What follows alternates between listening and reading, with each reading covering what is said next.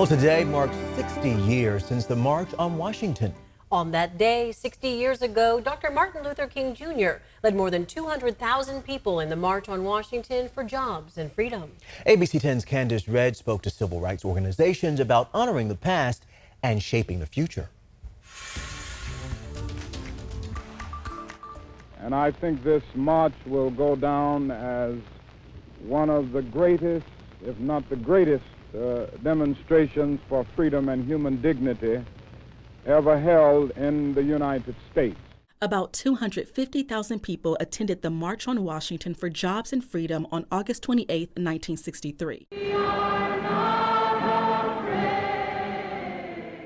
The largest gathering for civil rights of its time. It was to talk about the plight of African Americans in the United States, particularly around those two concepts of jobs and freedom. The march focused on employment discrimination and supporting the Civil Rights Act. The act prohibited discrimination in public accommodations and federally funded programs based on race, color, religion, sex, or national origin. It also strengthened the enforcement of voting rights and the desegregation of schools.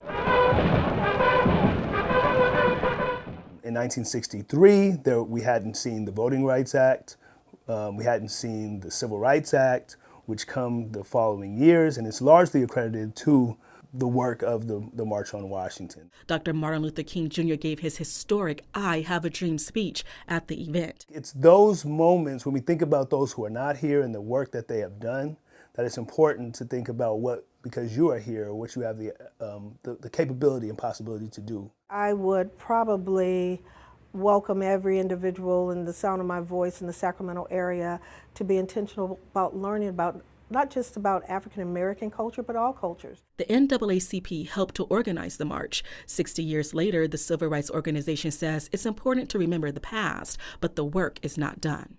It keeps the history out there. It keeps individuals a comparison of where we were then and where we are now. Has there been a change? And there has been. But things have started to turn backwards. It was part of an effort, I think, that was started with a black community that gave us the confidence to engage in civil rights for all. The Japanese American Citizens League is a civil rights organization that participated in the march, too. It's not okay to be racist. It's not okay to be a hater. And that we need to come together instead of dividing so that these people who are trying to divide our communities don't win. We win when we all stick together.